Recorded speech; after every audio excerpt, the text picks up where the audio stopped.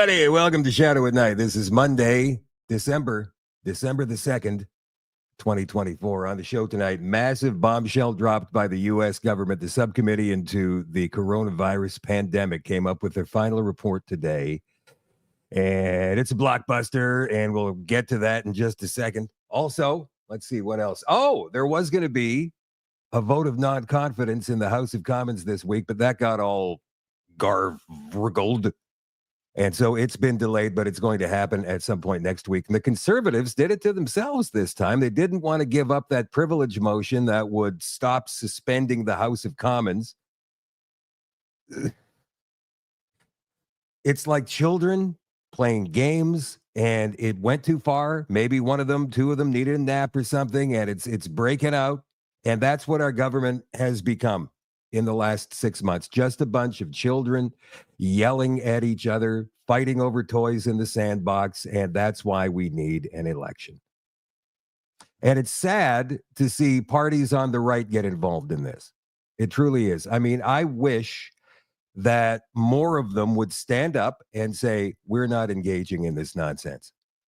But then you run the risk of letting them do it. Like the squeaky wheel gets the grease, right? The loudest voice in the room is sadly the one that people listen to. And if you're not saying anything, then what's the matter with you? So you do, I believe, have to get into it, but it's just a sad thing that you do. The Shadoe at Night live stream, as always, is brought to you by CanadaNanoSilver.com. CanadaNanoSilver.com. Oh, you know what? I haven't got the sound turned on, so you're not going to be able to hear that video. So I'm going to have to do the ad a little bit later on. I want to say some hellos before we get the ball rolling tonight. Here's that report from the subcommittee on the subcommittee of the subcommittee on the coronavirus pandemic and the response to it, but that's in a couple of minutes. Hello to Barb. Yeah, you know, I posted on Facebook today, and I stand by this, and I will continue to stand by this. I've got some friends who are deep inside the Ottawa political bubble. And occasionally phone rings and I go, oh, look, and then I answer and we have this conversation. And today I got quite a piece of news, and the person on the other end of it, again, who I trust, and I'm putting my own credibility on the line here. They're not, because I'm not naming sources, because journalists are allowed to do that or not do that. And this person told me that it's guaranteed, 99% anyway, that we're going to be in an election, either forced or called by February, no later than February. Now, this could happen any time in February, but it's going to happen in February. And that reminded me, Jagmeet Singh's pension goes into full swing February 25th of next year. That would be 6 years that he's a sitting MP, and he's earned his taxpayer-funded pension.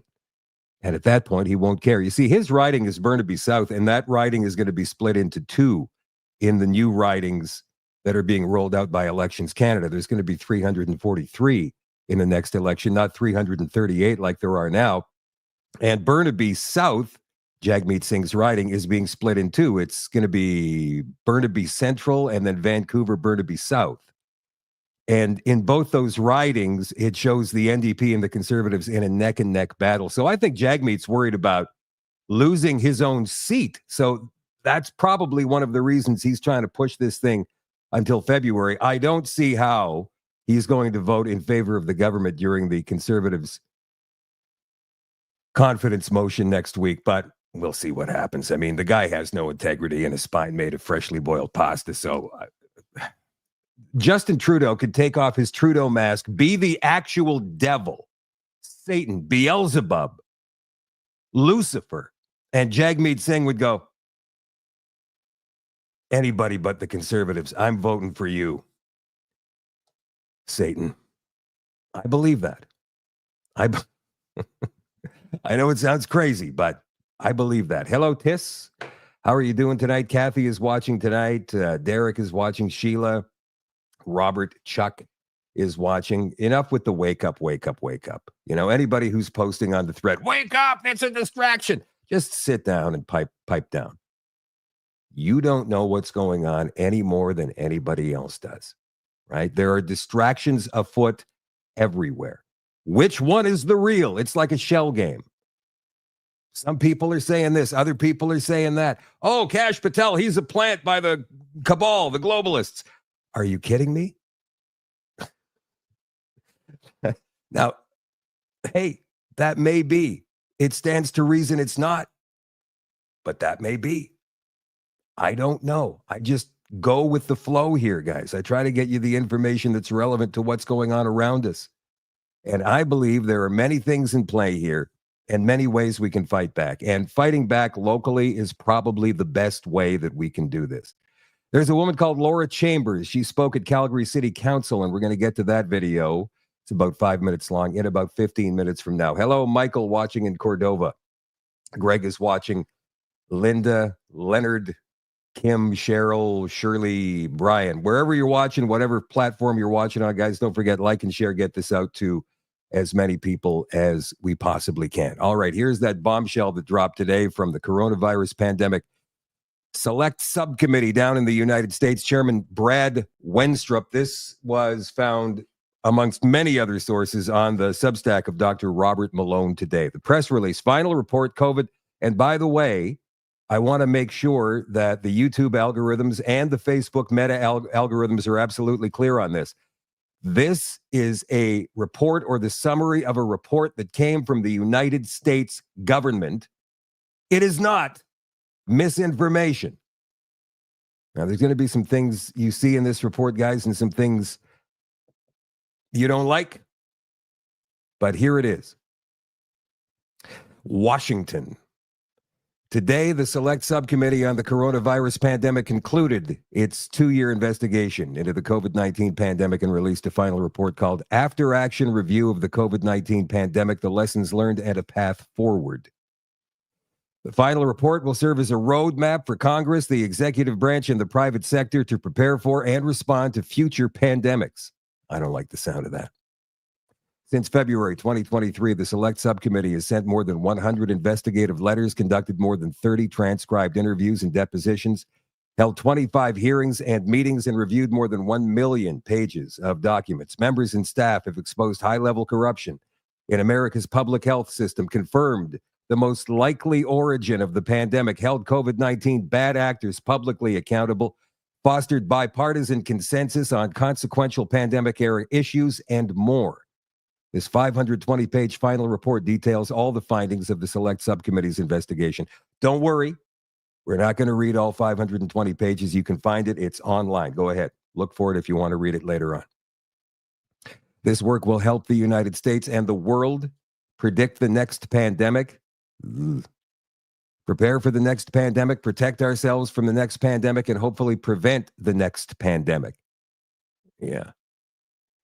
Members of the 119th Congress should continue and build off this work. There is more information to find and honest actions to be taken, wrote Chairman Wenstrup in a letter to Congress.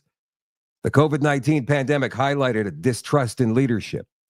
Trust is earned. Accountability, transparency, honesty, and integrity will regain this trust. A future pandemic requires a whole of America response managed by those without personal benefit or bias. We can always do better, and for the sake of future generations of Americans, we must. It can be done. Well, on Wednesday, December 4th at 10:30 a.m., I believe that is Eastern Time, the Select Subcommittee will hold a markup of the final report and officially submit the report to the congressional record. Ahead of the markup, the Select Subcommittee will also release additional supporting materials and recommendations. The full 520-page final report, as I said, is out there now. A summary of the information can be found below, and here we go. The origins of the COVID pandemic, including but not limited to the federal government's funding of gain-of-function research. COVID-19 origin most likely emerged from a lab in Wuhan, China. Remember 2 or 3 years ago, you were a conspiracy theorist if you said that? You were derided and shamed.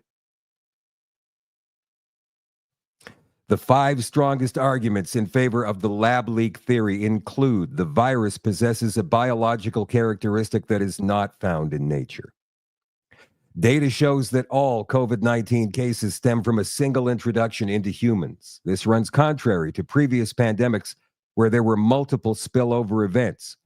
Wuhan is home to China's foremost SARS research lab, which has a history of conducting gain-of-function research at inadequate biosafety levels. It was a pangolin that bit a bat, or it was a bat that bit a pangolin. I can't remember which one, but wear 2 masks, even though 2 months ago I told you that masks don't work. Wuhan Institute of Virology researchers were sick with a COVID-like virus in the fall of 2019, months before COVID was discovered at the wet market. By nearly all measures of science, if there was evidence of a natural origin, it would have already surfaced. Proximal origin publication, which was used repeatedly by public health officials and the media to discredit the lab leak theory, was prompted by Dr. Fauci to push the preferred narrative that COVID originated in nature. Gain-of-function research, a lab-related incident involving gain-of-function, is most likely the origin of COVID-19. Current government mechanisms for overseeing this dangerous gain-of-function research are incomplete, severely convoluted, and lack global applicability. EcoHealth Alliance, under the leadership of Dr. Peter Daszak, used U.S. taxpayer dollars to facilitate dangerous gain-of-function research in Wuhan, China, after the Select Subcommittee released evidence of EcoHealth violating the terms of its National Institutes of Health grant. The U.S. Department of Health and Human Services commenced official debarment proceedings and suspended all funding to EcoHealth. New evidence also shows the DOJ has opened an investigation into EcoHealth's pandemic-era activities. NIH failures. Their procedures for funding and overseeing potentially dangerous research are deficient, unreliable, and pose a serious threat to both public health and national security. Further, NIH fostered an environment that promoted evading federal record-keeping laws, as seen through the actions of Dr. David Morans and FOIA lady Marge Moore. The efficacy, effectiveness, and transparency of the use of taxpayer funds and relief programs to address the coronavirus pandemic, including any reports of waste, fraud, or abuse. COVID-19 relief funding, federal and state governments had significant lapses in coordination, were unprepared to oversee the allocation of COVID-19 relief funds, and failed to sufficiently identify waste, fraud, and abuse of taxpayer dollars during the pandemic. A story like that came out in Canada 2 years ago. What happened? Nothing. The Paycheck Protection Program, which offered essential relief to Americans in the forms of loans that could be forgiven if the funds were used to offset pandemic-era hardships, was rife with fraudulent claims, resulting in at least $64 billion taxpayer dollars lost to fraudsters and criminals. Fraudsters cost the American taxpayer more than $191 billion by taking advantage of the federal government's unemployment system and exploiting individuals' personally identifiable information. $200 million taxpayer dollars were lost as a result of the SBA, that's the Small Business Administration's inability to conduct proper oversight, implement internal controls, and ensure fraud protection measures were enacted. Transnational fraud. At least half of the taxpayers' dollars lost in COVID relief programs were stolen by international fraudsters. Half. Billions. COVID-19 relief funding oversight, expanding relief programs that lacked proper oversight functions, exposed severe vulnerabilities in the system, and paved the way for fraudsters, international criminals, and foreign adversaries to take advantage of taxpayers. The implementation or effectiveness of any federal law or regulation applied, enacted, or under consideration to address the coronavirus pandemic and prepare for future pandemics. The World Health Organization. The WHO's response, again, this is a government report to any algorithms that may be monitoring this on YouTube or Meta. The WHO's response to the COVID-19 pandemic was an abject failure because it caved to pressure from the Chinese Communist Party and placed China's political interests ahead of its international duties. Further, the WHO's newest effort to solve the problems exacerbated by the COVID-19 pandemic via a pandemic treaty may harm the United States. That is big. Social distancing The 6 feet apart social distancing recommendation, which shut down schools and small businesses across the country, was arbitrary and not based on science. During closed-door testimony, Dr. Fauci testified the guidance sort of just appeared, quote, unquote. Mask mandates. There was no conclusive evidence that masks effectively protected Americans from COVID-19. Public health officials flip-flopped on the efficacy of masks without providing American scientific data, causing a massive uptick in public distrust. Lockdowns. Prolonged lockdowns caused immeasurable harm to not only the American economy, but also to the mental and physical health of Americans, with a particularly negative effect on young people. Rather than prioritizing the protection of the most vulnerable populations, federal and state government policies forced millions of Americans to forego crucial elements of a healthy and financially sound life. New York pandemic failures, much the same, by the way, in Ontario and Quebec here in our country. Former New York Governor Andrew Cuomo's March 25th order, which forced nursing homes to accept COVID-19 positive patients, was medical malpractice. Evidence shows that Mr. Cuomo and his administration worked to cover up the tragic aftermath of their policy decisions in an apparent effort to shield themselves from accountability. Evidence suggests Mr. Cuomo knowingly and willfully made false statements to the Select Subcommittee on numerous occasions about material aspects of New York's COVID-19 nursing home disaster and the ensuing cover-up. The Select Subcommittee referred Mr. Cuomo to the DOJ for criminal prosecution. And my friends, that wouldn't be the first time a governor has been sent to prison in the United States. Travel restrictions. President Trump's rapidly implemented travel restrictions saved lives. During Dr. Fauci's transcribed interview, he unequivocally agreed with every travel restriction issued by the Trump administration. This is where it kind of goes off target for me anyhow. This testimony runs counter to the public narrative that the Trump administration's travel restrictions were xenophobic. As a matter of fact, it sounds almost political at this point now. COVID-19 misinformation. Public health officials often spread misinformation through conflicting messaging, knee-jerk reactions, and a lack of transparency. In the most egregious examples of pervasive misinformation campaigns, off-label drug use and the lab leak theory were unjustly demonized by the federal government.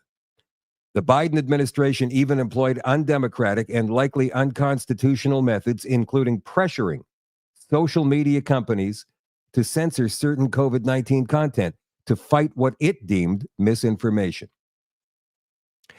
The development of vaccines and treatments and the development and implementation of vaccination policies for federal employees and members of the armed forces. Operation Warp Speed. President Trump's Operation Warp Speed, which encouraged the rapid development and authorization of the COVID-19 vaccine, was highly successful and helped save millions of lives. That's what they're saying here. It's a government report. What am I going to do? The COVID-19 vaccine, contrary to what was promised, the COVID-19 vaccine did not stop the spread or transmission of the virus. You see, that seems to contradict. These 2 points, one on top of the other, seem to contradict each other. Rushed COVID-19 vaccine approval. The FDA rushed approval of the vaccine in order to meet the Biden administration's arbitrary mandate timeline. 2 leading FDA scientists warned their colleagues about the dangers of rushing the vaccine approval process and the likelihood of adverse events. They were ignored, and days later, the Biden administration mandated the vaccine. Vaccine mandates were not supported by science and caused more harm than good. The Biden administration coerced healthy Americans into compliance with COVID-19 vaccine mandates that trampled individual freedoms, harmed military readiness, and disregarded medical freedom to force a novel vaccine on millions of Americans without sufficient evidence to support their policy decisions. Natural immunity. Does it feel like you've gone back in time a little bit as we go through this report? To me, it does. Public health officials engaged in a coordinated effort to ignore natural immunity, which is acquired through previous COVID-19 infection when developing vaccine guidance and mandates. VAERS, the Vaccine Injury Reporting System, The vaccine injury reporting systems created confusion, failed to properly inform the American public about vaccine injuries, and deteriorated public trust in vaccine safety during the pandemic. Vax injury compensation. The government is failing to efficiently, fairly, and transparently adjudicate claims for the COVID-19 vaccine injured. The economic impact of the pandemic and associated government response on individuals, communities, small businesses, healthcare providers, states and local entities, government entities. Business impacts.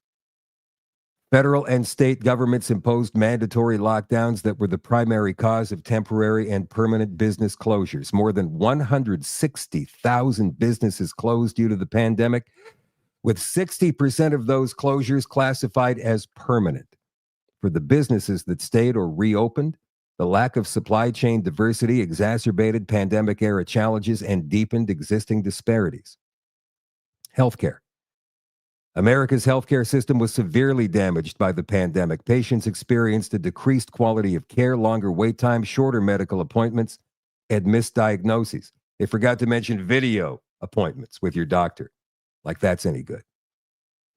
Worker impacts. Unemployment rates surged to levels not seen since the Depression. Overly broad mitigation measures, including the now debunked 6 feet apart guidance, disproportionately impacted sectors with low-wage earners. Federal Reserve. The Federal Reserve's aggressive, early, and unprecedented response to the pandemic prevented a severe economic turd down. This continued approach also contributed to staggering inflation. Societal impacts of closing schools, how the decisions were made, and whether there's evidence of widespread learning loss or other negative effects as a result of these decisions. School closures. The science never justified prolonged school closures. Children were unlikely to contribute to the spread of COVID-19 or suffer severe illness or mortality. Instead, as a result of these school closures, children experienced historic learning loss, higher rates of psychological distress, and decreased physical well-being, and you can see that anywhere you go these days.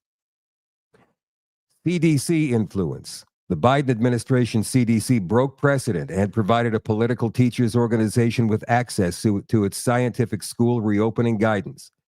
Former CDC Director Rochelle Walensky asked the American Federation of Teachers to provide specific language for the guidance and even went so far as to accept numerous edits made by AFT, again, the American Federation of Teachers. Their influence? Schools remained closed longer than necessary because of AFT's political interference in the CDC's school reopening guidance. AFT is a political union, not a scientific organization, that advocated for mitigation efforts that prolonged school closures, including an automatic closure trigger. Testimony revealed that AFT President Weingarten had a direct telephone line to contact former CDC Director Walensky. Wow. Long-term impacts. Standardized test scores show that children lost decades worth of academic progress as a result of school closures. Mental and physical health concerns also skyrocketed, with suicide attempts by 12 to 17-year-aged girls rising 51%. Cooperation by the executive branch and others with Congress, the inspectors general, the Government Accountability Office, and others in connection with oversight of the preparedness for and response to the pandemic. Health and Human Services obstruction. The Biden's AHS, the administration's HHS, engaged in a multi-year campaign of delay, confusion, and non-responsiveness in an attempt to obstruct the Select Subcommittee's investigation and hide evidence that could incriminate or embarrass senior public health officials.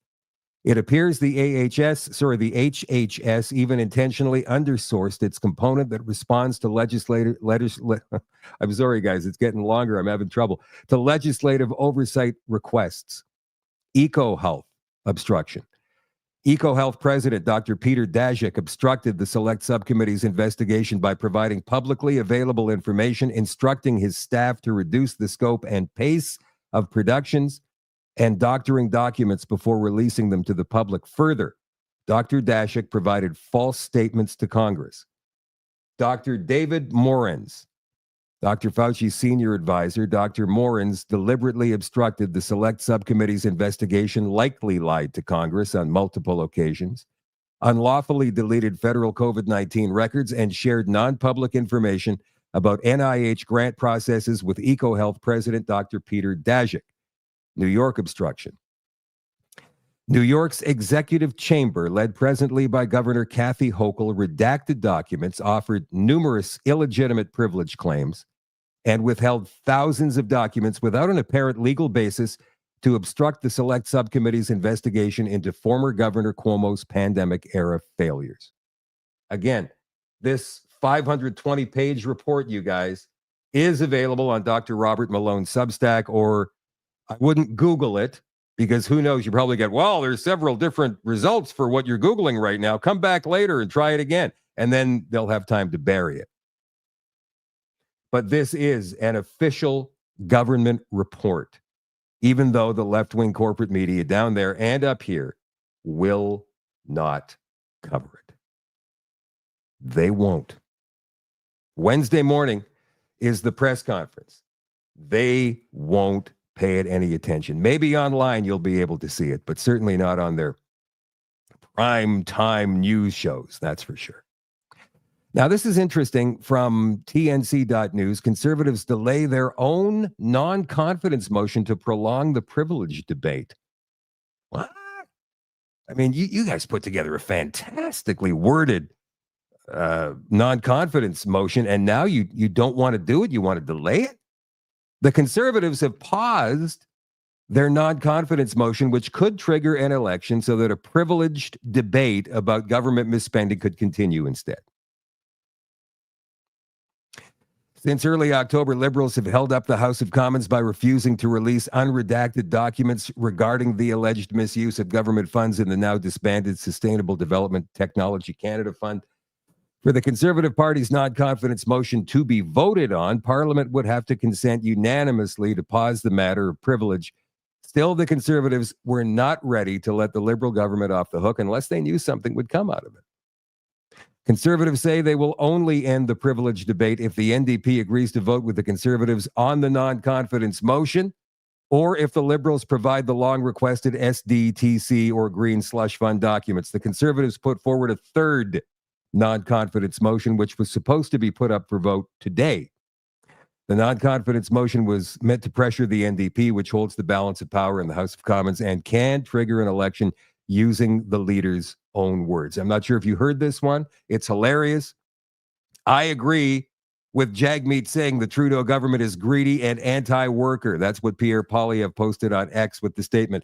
Now, Jagmeet Singh will have a chance to vote for a non-confidence motion made up entirely of his own words. Will Jagmeet vote yes or no in his own words? And there's the motion right there. Whereas the NDP leader said the Liberals are too weak, too selfish, and too beholden to corporate interests to fight for people, whereas the leader of the NDP said he ripped up his supply and confidence agreement with the Liberal government, whereas well, you guys get it. So this will now be voted on, it looks like next week, Monday or Tuesday. That's when the next opposition day is going to be. And of course, the Liberals were out today talking to the left-wing corporate media saying, I can't even believe the Conservatives decided to do that. The gall. You never know what you're going to get from this opposition leader. That was Karina Gould. Yes, she does sound like that, by the way. Yes, she does.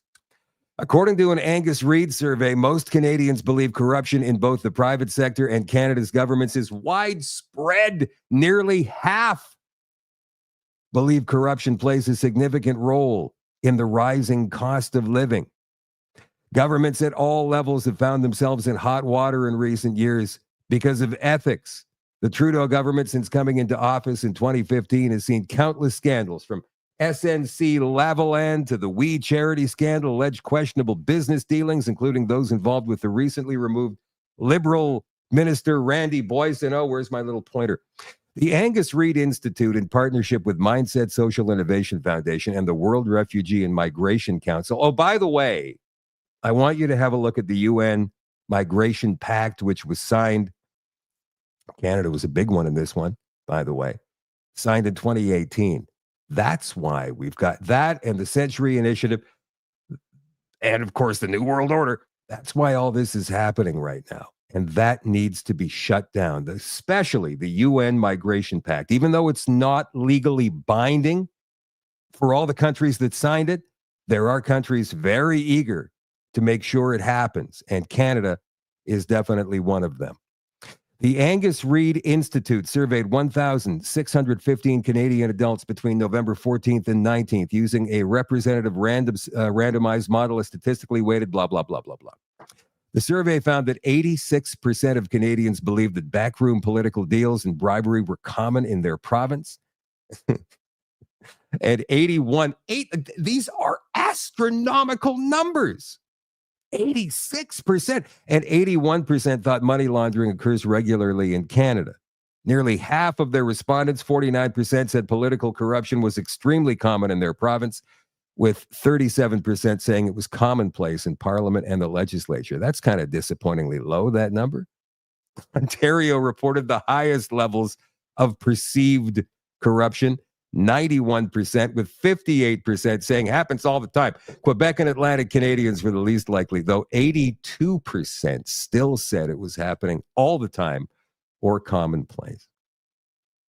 Nearly 4 in 5 Canadians, 79%, also said they believe the level of corruption in Canada has increased in the past 3 years, while only 21% said it stayed the same, and less than 1% of Canadians felt corruption had decreased in that time. Speaking of corruption, did you hear that Joe Biden pardoned Hunter? Happened today. He said he wouldn't. Here's the story.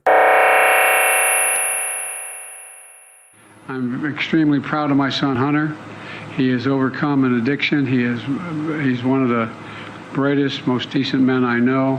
And I am satisfied that I'm not going to do anything. I said I abide by the jury decision, and I will do that, and I will not pardon him. After repeatedly promising not to pardon his convicted felon son, Hunter, President Biden did just that.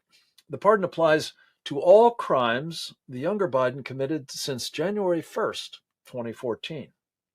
Interestingly, what may be the most damaging felonious action perpetrated by these two members of what has aptly been called the Biden crime family occurred prior to that date. In fact, in May 2013, then Vice President Joe Biden helped engineer a U.S.-China Memorandum of Understanding that gave the Chinese Communist Party preferential access to our capital markets without having to comply with the statutes and regulations that govern everyone else's Wall Street transactions.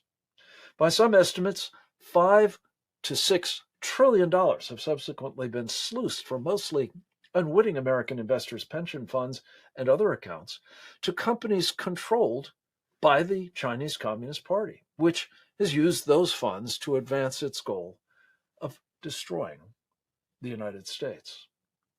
In December 2013, the Chinese government gave Hunter $1.2 billion to invest for them by buying up strategic U.S. companies and the like, seemingly a reward for the Biden's betrayal of America. Looks to me like they're going to need a bigger pardon. Otherwise, a new FBI Director, Kash Patel, would rightly prioritize the indictment not only of Hunter, but his old man, for what appears to be an immense sellout of the USA.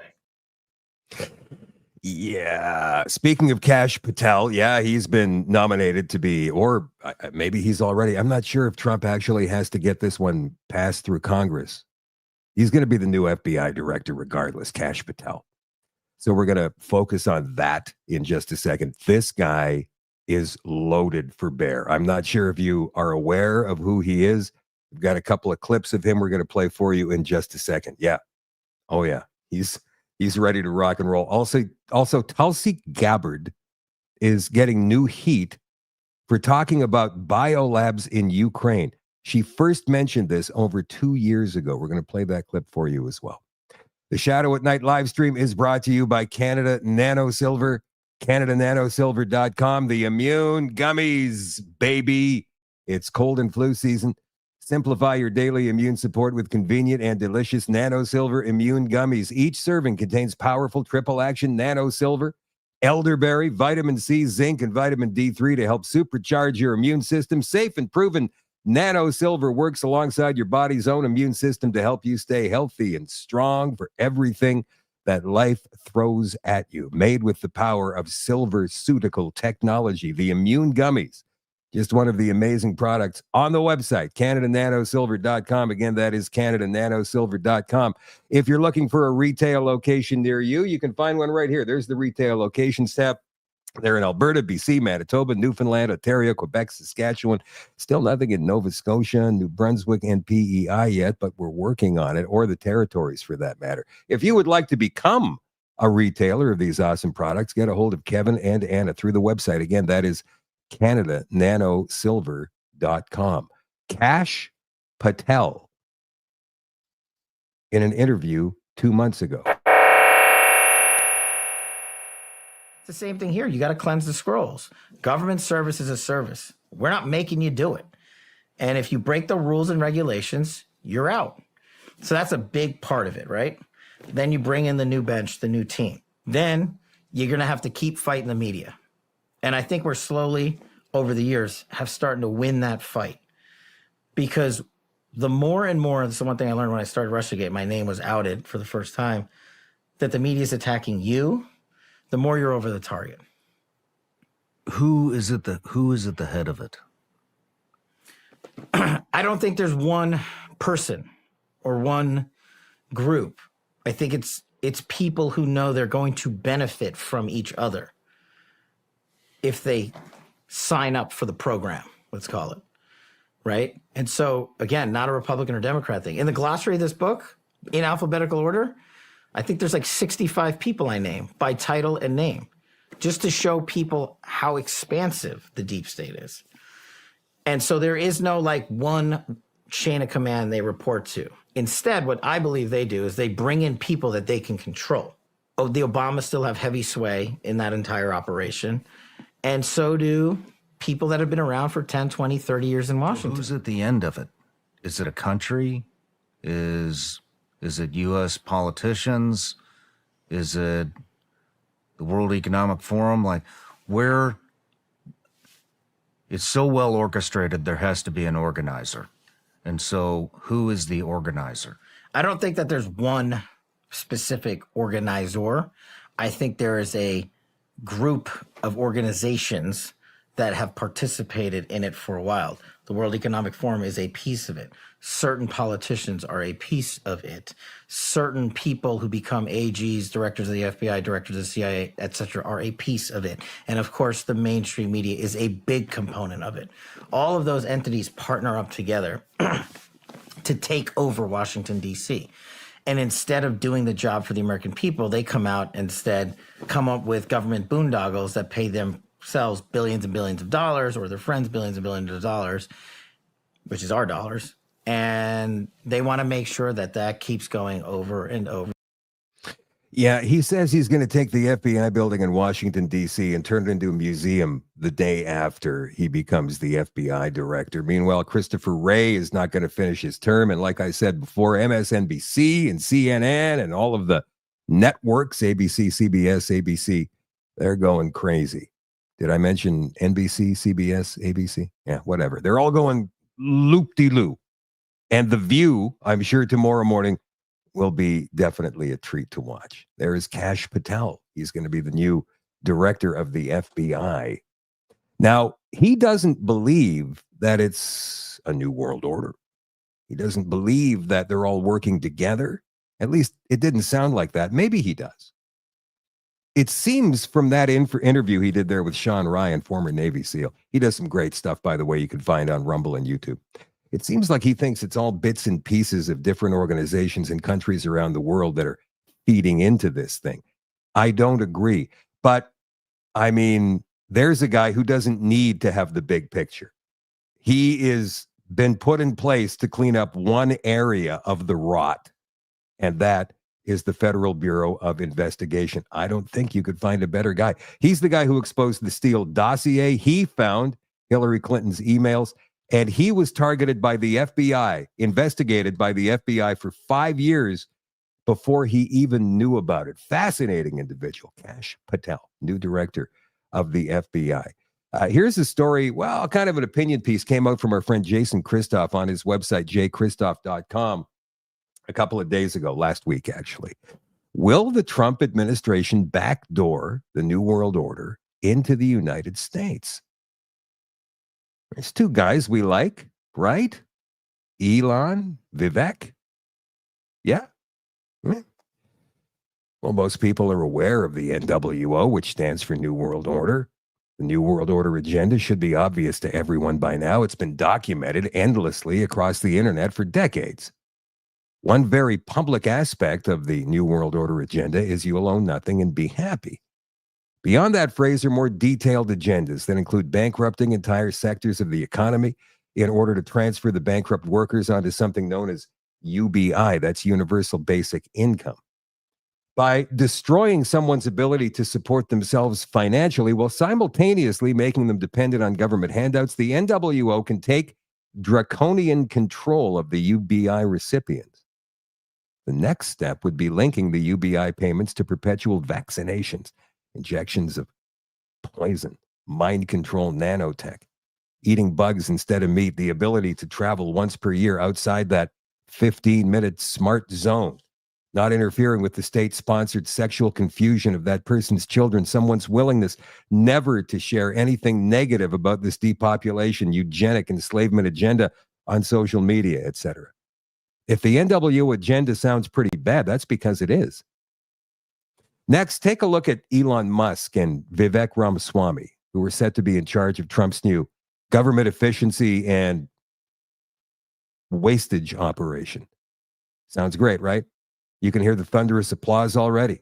I can hear the loud yelling as well. It's about time someone take down these corrupt areas of government. Let's make these criminals, let's make it hurt. Let's make them pay. Throw them out on their asses for serving all the people up to the elites for state sacrifice. Give it to these government-loving, no-mind bastards and bitches, both barrels. I even yelled it out myself, Jason says. Most teachers are pushing sexual confusion agendas on kids via documented trauma-based mind control tactics. Most doctors who are receiving government co-payments have been murdering their patients on cue for handouts of higher social standing and bigger paychecks. Some police officers have been physically beating members of their public down simply because they've tried to keep their businesses open and maintain their most basic human rights. Government employees have been paid princely sums to destroy citizens where they stand and to destroy most living aspects of the constitutional protections afforded them. Were these Manchurian candidates, hyper-obedient, mind-controlled, ultra-compliant child mind government staffers purposely given their instructions to behave very badly so the next administration could backdoor the NWO to the cheers of the uninformed masses? Don't answer that question until you watch the video at the bottom of the page, an interview with Whitney Webb. Ooh.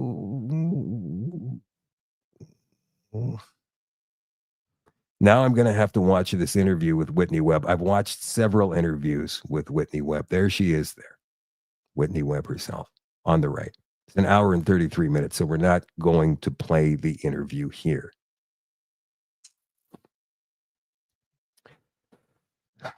Speaking of New World Order and what it may be, you see, this is why I say nobody knows. Well, maybe there's 3 or 4 people that really know what's going on. But even then, nobody knows for sure. There's this doctor. His name is Dr. Jack Kruse. He's a brain surgeon. And in the last couple of years, he's come out and started giving talks about the New World Order and what it's all about, who killed Kennedy, and why he knows what he knows. And it's all very fascinating. He did a 4.5-hour interview with that young guy. What's his name? I can't remember. Saw it on YouTube the other day. I watched it in parts and I was just enthralled the entire time. Didn't seem like 4.5 hours. Tonight on the extension for all access members on shadowdavis.com after 9 o'clock Central, we're going to play that 43-minute presentation he gave at a university a couple of months ago. Dr. Jack Kruse. It is incredibly fascinating. In the meantime, Here's Tulsi Gabbard from a couple of years ago talking about those biolabs in Ukraine. The undeniable facts. There are 25 to 30 U.S.-funded biolabs in Ukraine. According to the U.S. government, these biolabs are conducting research on dangerous pathogens. Ukraine is in an active war zone with widespread bombing, artillery, and shelling, and these facilities, even in the best of circumstances, could easily be compromised and release these deadly pathogens. Now, like COVID, these pathogens know no borders. If they are inadvertently or purposely breached or compromised, they will quickly spread all throughout Europe, the United States, and the rest of the world, causing untold suffering and death. So in order to protect the American people, the people of Europe, the people around the world, these labs need to be shut down immediately, and the pathogens that they hold need to be destroyed. Instead of trying to cover this up, the Biden-Harris administration needs to work with Russia, Ukraine, NATO, the UN to immediately implement a ceasefire for all military action in the vicinity of these labs until they're secured and these pathogens are destroyed. Now, in addition to all this, the U.S. funds around 300 biolabs around the world who are engaging in dangerous research, including gain of function, similar to the lab in Wuhan, where COVID-19 may have originated from. Now, after realizing how dangerous and vulnerable these labs are, they should have all been shut down 2 years ago, but they haven't. Now, this is not a partisan political issue. The administration and Congress need to act now for the health and well-being of every American and every person on this planet. 2.5 years ago, that video came out. That's why she says the Wuhan lab in China, where the virus may have originated from. Now we know that it has, at least according to the US Subcommittee on the coronavirus. Interesting. Very interesting. So why did Joe Biden, why wasn't he in such a, he said he wasn't going to pardon his son Hunter. So why did he do it? InfoWars, Alex Jones, it's the biolabs, stupid. Sleepy Joe's Hunter pardon is not about the gun charges, not about the tax charges. It's about the biolabs. There's Hunter there. Joe Biden wanted to clear his son Hunter from being convicted of lying on a background check while purchasing a gun and evading taxes. He could have done just that. However, Sleepy Joe suspiciously cleared Hunter of any crimes he committed or may have committed or taken part in between January 1st, 2014 and December 1st, 2024. Matter of fact, when the pardon came out yesterday, Hunter still had 3 hours to commit crimes. As popular X account War Clandestine noted, the pardon covers the time period when the CIA and U.S. State Department began their 2014 coup in Ukraine. The same year, Hunter Biden funded biolab company Metabiota started working with the Department of Defense to do coronavirus research in Ukraine. Very interesting. Clandestine also suggested the pardon is meant to cover up more than just Hunter's involvement in the bizarre biolab network, as the operation is tied to the American and Chinese governments and the release of the you-know-what bioweapon. Ex-President Obama is also involved in the creation of the Ukrainian biolab network and secretive deep state bioweapons research throughout the world. All right, I'm going to say it right now just for the algorithms on Meta and on Google, YouTube. This is a theory. It's a working theory. And this is kind of like a halftime report. It's worth noting the first phony impeachment of Donald Trump was sparked over a phone call he made with Volodymyr Zelensky, where he asked for an investigation into the corrupt business dealings involving Joe and Hunter Biden and the gas giant Burisma. Trump was upset about then VP Joe Biden pressuring Ukraine's President Petro Poroshenko to fire the prosecutor investigating Hunter. Of course, Joe infamously bragged he got the prosecutor fired after pressuring Poroshenko. Russia's decision to invade Ukraine in February of 2022 was also largely inspired by their fear of the U.S. biolab network in the neighboring nation as frequently detailed by the Russian Defense Ministry. American company Black & Veatch was named by the Kremlin as a front company for the Pentagon that was engaged in biolab research in Ukraine that allegedly violated Article 1 of the Biological Weapons Convention.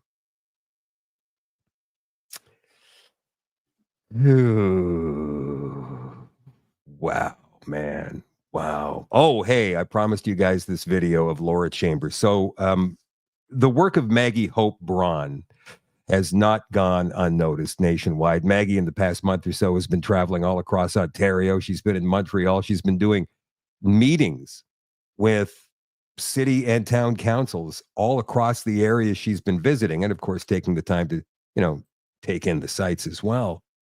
A woman named Laura Chambers, about 2 weeks ago, stood up in Calgary City Council and made this statement. Very powerful. Please watch.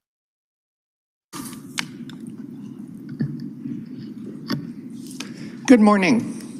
My name is Laura Chambers. I live in Ward 9, and I am here today to address a topic of great importance as it pertains to budget issues. Brian Mulroney signed Canada into the United Nations Partners for Climate Protection in 1992. Along with 178 other countries, he and other leaders were lured by the promise of big money to go green. His signature made Canada a UN state. Provinces became sub-states, and all cities became UN city-states, of which Calgary is one. By 2000, we saw countries being governed by the direction of the World Bank, the World Economic Forum, the World Health Organization, and a UN organization that this council is probably quite familiar with, the International Council of Local and Environmental Issues, ICLEI. We know that you are familiar because since 1994, all city officials have received a copy of a municipal primer from the Federation of Canadian Municipalities and ICLEI. That primer is what gives all municipal governments who have signed on with the ICLEI program the direction on how to fraudulently restructure our local government. And since 1994, none of the men and women that we have voted into municipal government have sworn an oath to the people that they govern. Instead, they immediately, upon being elected, they signed the Municipal Act Declaration of Office, and that declaration, unlike an oath to public office, has partnered them with the for-profit corporation of Calgary. This brings me to the crux of my presentation.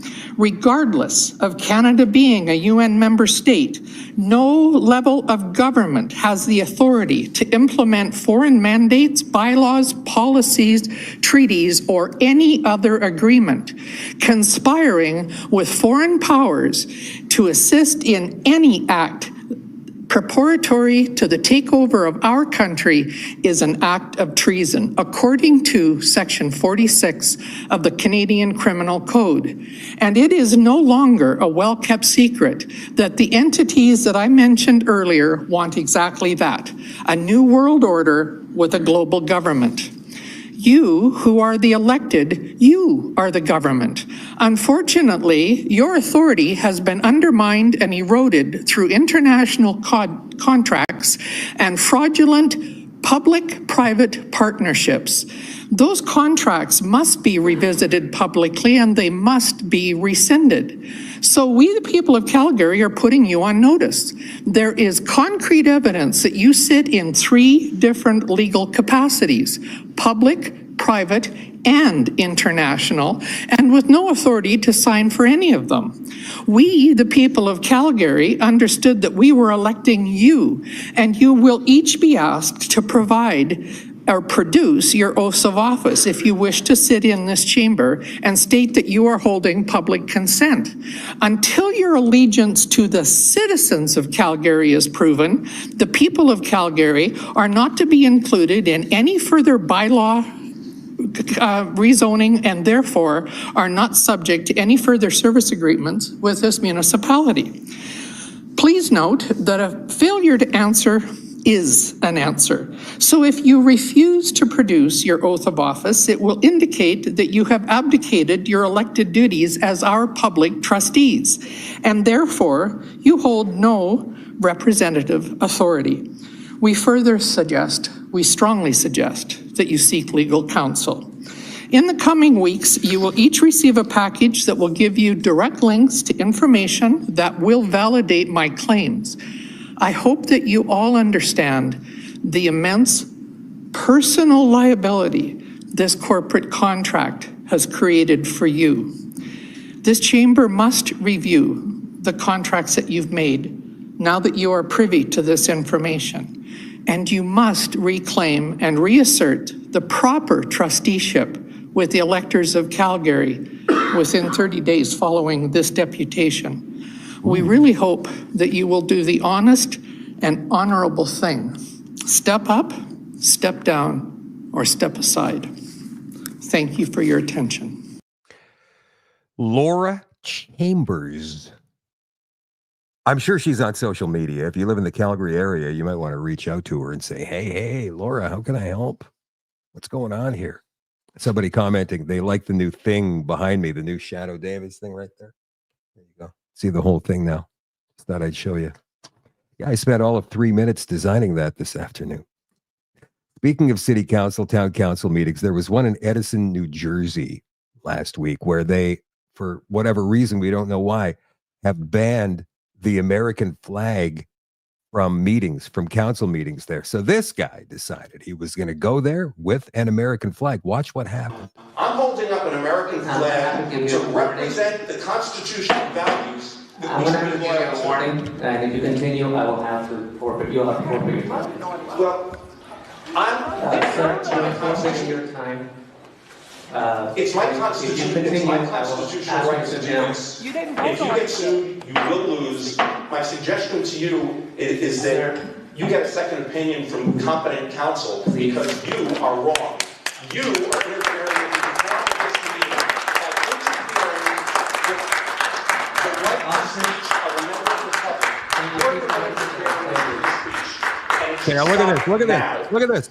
I'd like to continue. They didn't pass the law yet. The cops. This is an arbitrary, If he doesn't sit down, this is an arbitrary capricious decision, his time is and forfeited. it violates the law.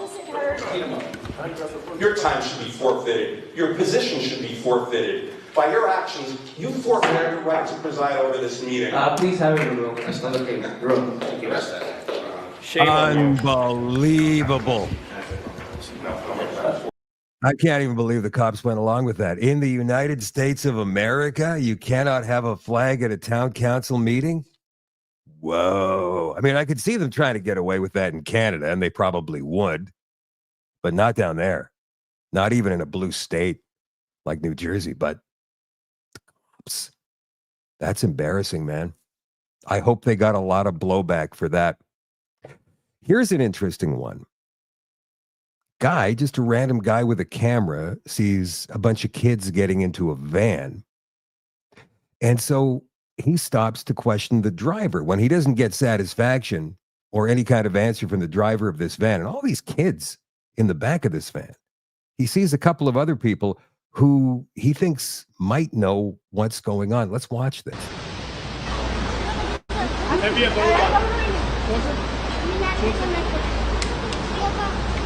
Hey man, where is this going? Where is this driving to? Just roll up the window, man. Dude, I can blur your face. This is not looking good. just Just roll all up I'm the asking is where this is going to, because a lot of these kids go missing. Where is this going to? That's all I want to know. Okay, so where you working for? Who you working for? Roll up the window. I'm independent media. And I've done a lot of work on this. My videos have millions of views. This is gonna look really bad if you roll up the window. Where are you guys taking these kids? That's all we want to know. Where are the kids going? Okay, what do they tell you? What they tell you? They won't tell me anything. Look, he's telling me to roll up the window. Okay. He's telling me to roll up the window. Where are you taking these kids? It's gonna look really bad if you roll up that window, bro. Where are you taking the kids to? Okay, so who do you work for? I'm independent. I work for myself. I'm an independent news reporter. Where are you going, man? Who do you... Whoa. Sorry, buddy. Sorry. No, I have to put Where the are you window going? up. Where are you taking these kids to? Sorry, buddy. Oh my God. Hey, where are you guys flying to today? Where are you guys driving to? Why? Well, a lot of these kids, a third of these kids, according to the New York Times, go missing.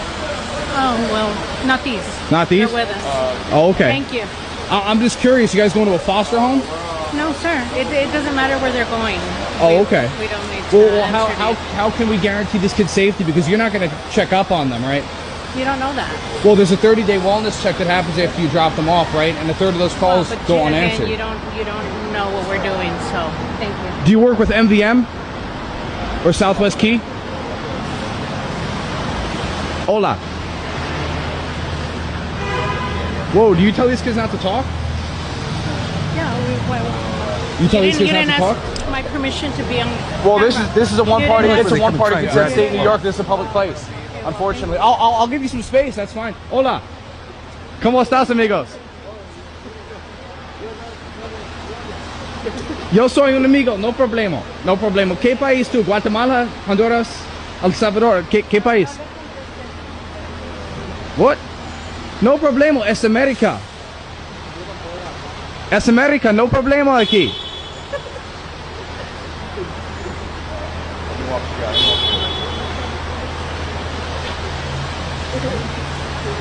Amigos, ¿qué pasa?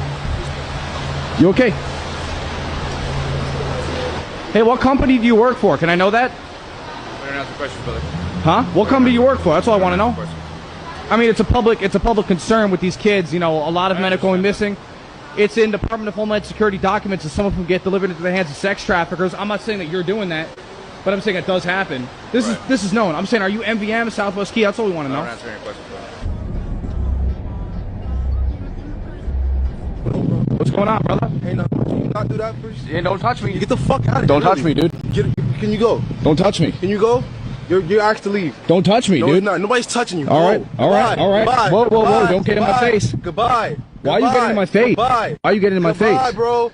Goodbye. Why are bro. you getting have in my nothing face? To do here. Goodbye, bro. What's the name of this place? None of your business. Goodbye.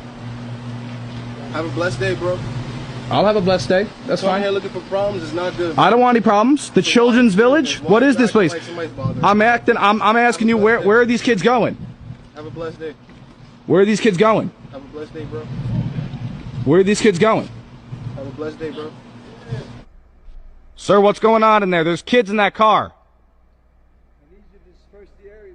I'm happy to disperse the area. Can you tell me who I'm going to have to call the police if you're not going to tell me, because there's kids in that car. What is this place? I'm with myself, but I saw there were some kids in the back of that car. And Stop filming me. okay, I'll stop filming you. But it's very concerning that there's kids in the back of that car. Put the camera down, please. But this is for my own safety, because you're approaching me. You're approaching me. I'm not approaching you.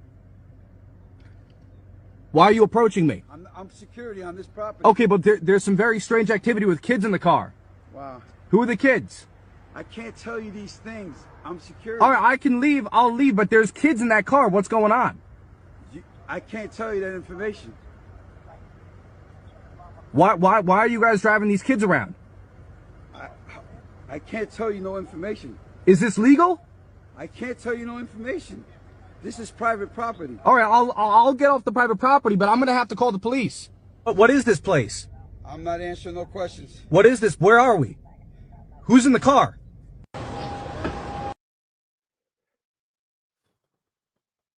How many go missing every year? 300,000? All right, I want to leave you guys with some good news for the night. Look at this from the Ohio Capitol Journal. Governor there, Mike DeWine, has signed into law the transgender bathroom ban bill. That means that any kids who identify as something other than what they actually are will not be allowed in the opposite sex's bathroom. And this needs to spread like wildfire all across the world. Wouldn't you agree? I'm worried about those kids, and I'm wondering how often it happens and where. Everywhere? Do we just let this stuff slide right underneath our noses and do nothing? I think we all need to grow a set like that reporter there. All right, that's it for the show tonight, you guys. I love you all. I appreciate you all. Catch you tomorrow night, 8 o'clock Central, for another Shadoe at Night live stream. Don't forget, if you're an all-access pass holder, we've got the extension starting in a couple of minutes on shadowdavis.com. Tonight, a lecture by Dr. Jack Cruz, and you're going to be blown away. Remember I said earlier in the show that none of us have got it all figured out?